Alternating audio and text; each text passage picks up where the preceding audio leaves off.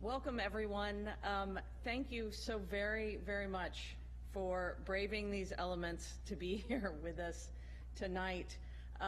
Please don't take this delayed start as any indication of any less of a commitment on everyone's part to our enthusiasm to launching the 2019 Global Entrepreneurship Summit. I hope what you will take away is that we are all incredibly committed to the successful event that our Dutch colleagues are going to host in June. And we're all willing to brave planes, trains, and automobiles in order to get here tonight to be with you to do this. My name is Julie Fisher. I am the Deputy Assistant Secretary of State for Western Europe and the European Union at the State Department, and it is truly a pleasure to be here with you tonight at this launch event for the Global Entrepreneurship Summit, which is going to be jointly hosted by the United States and the Kingdom of the Netherlands. I really can't think of a better location for the United States and the Netherlands to launch this effort than right here at the beautiful National Historic Landmark, the Alexander Hamilton U.S. Customs House. I think it is really interesting, and it is worth noting that this landmark was built, and we are currently standing on roughly the same spot as Fort Amsterdam, the original center of the settlement of New Amsterdam, which was, of course, the 17th century Dutch settlement in Manhattan. So we have an exciting program for you, despite the weather, and over the next, hour or so, you will hear from several of our distinguished guests for this evening. We are really thrilled to have the U.S. Ambassador to the Netherlands, Ambassador Piet Hoekstra, with us this evening. I'm not sure whether, because I'm a little bit blinded by the lights here, whether the Dutch Ambassador to the United States, Hennis Schuwer, has arrived yet or not, but we are expecting him this evening. We have the White House's, sorry?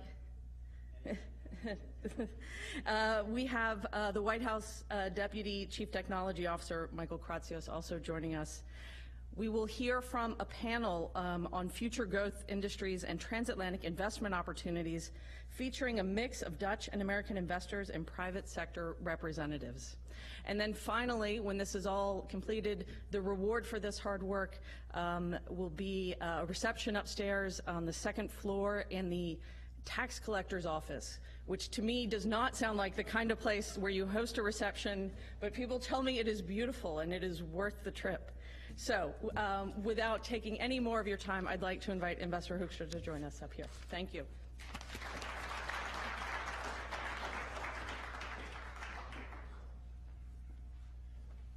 Thank you, Julie, and thanks to all of you for braving the Michigan weather and coming to join us this evening.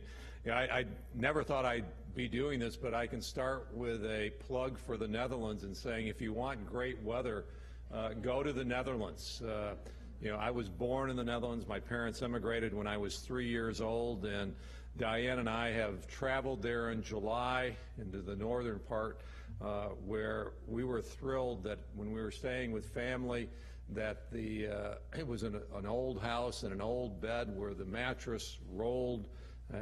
You both rolled to the middle because in July it was freezing cold, and you got under the comforters and all those. But so we were expecting the worst. We got there in January. We compared the weather in January, February, and March to what was going on in Michigan, and just about every day it was nicer weather in The Hague than it was in Michigan.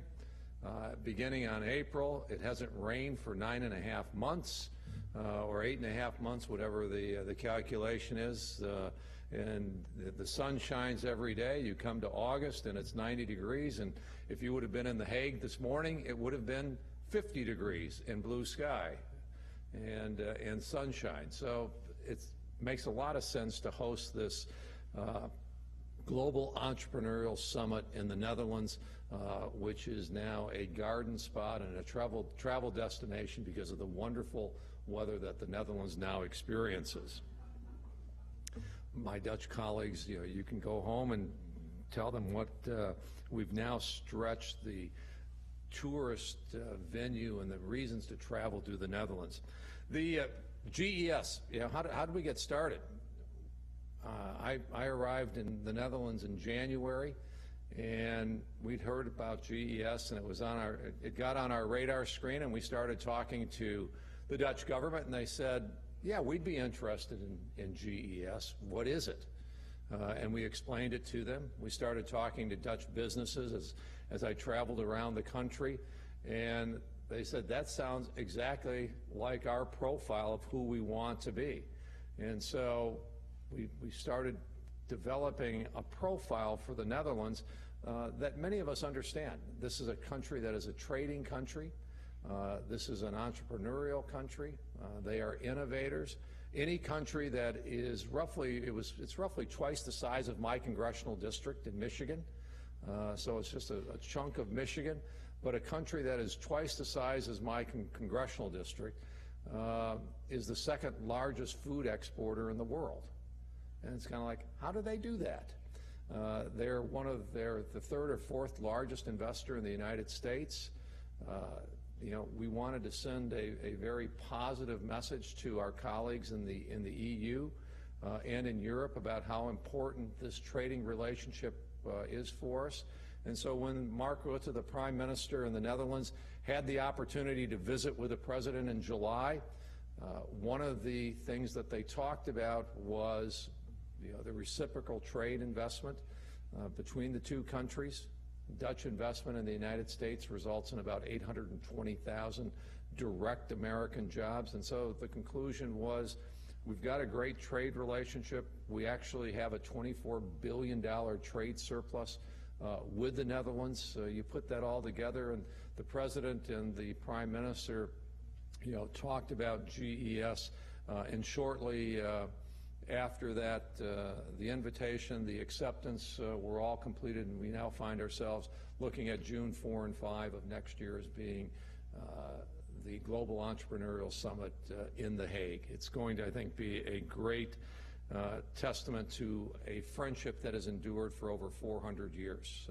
Over 400 years ago, Henry Hudson sailed into this harbor and began the relationship of New York or New Amsterdam and what then became the United States of America. In a few years, we will have the 250th anniversary of St. Eustatius, an island in the Caribbean, being the first country, the Netherlands, through St. Eustatius being the first country to recognize the flag of the United States by firing a 13-cannon salute. The first and only time that you could say that the Dutch engaged the United States militarily, but it was a sign of friendship and not hostility. Think about it, 400 years, and we've never fired a shot at each other in anger. GES, it's all about entrepreneurship. It is all about innovation. It's about free markets. It's recognizing something that the United States and the Netherlands very much share. We appreciate, we value our citizens, our business people, our men and women who are willing to innovate, who are willing to take the risk of innovation, to try to launch new products, to launch new ideas. And what we so frequently find is these are people with big ideas that solve big problems and create huge opportunities for their communities and for the citizens within their own countries. GES this will be the 9th for the other 9, has become a symbol of recognizing and celebrating innovation, markets, investment, because we recognize these are the things that make a difference. These are the things that America embraces. These are the things that the Dutch embrace. These are the things that set us apart. We believe that markets, competition, and opportunity lead to the results that we see in Europe, the results that we see in the Netherlands, and the results that we see in America today. Growing economies. GES will bring together 1,200 entrepreneurs, investors, to talk about the ideas that they have and the changes that they want to bring forward in the areas of agriculture, in the areas of water, of finance, financing being available for entrepreneurs, healthcare, connectivity.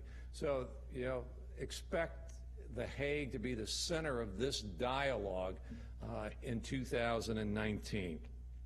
You know, we're going to be starting the process today, December 17. It's interesting.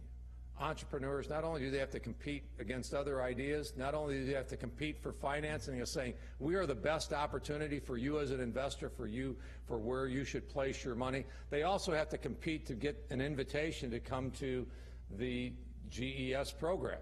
So beginning on December 17, they can start submitting applications to be recognized as having ideas, products, and services that are warranted to be highlighted and focused in a global summit. Our team will be headed by Secretary Pompeo.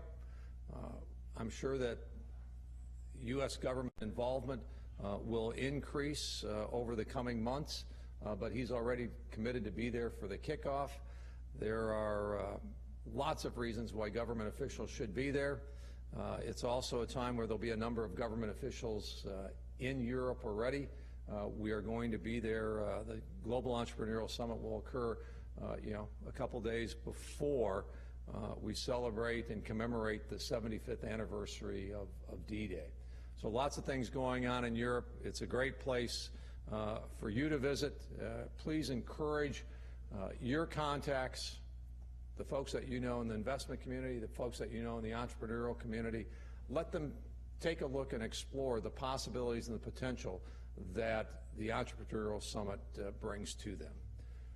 I think I took some of Henna's time. I probably took a lot of his comments. So, but he and I are great friends, and we look forward to working together, and we look forward to working with you to make this a great success. Thank you.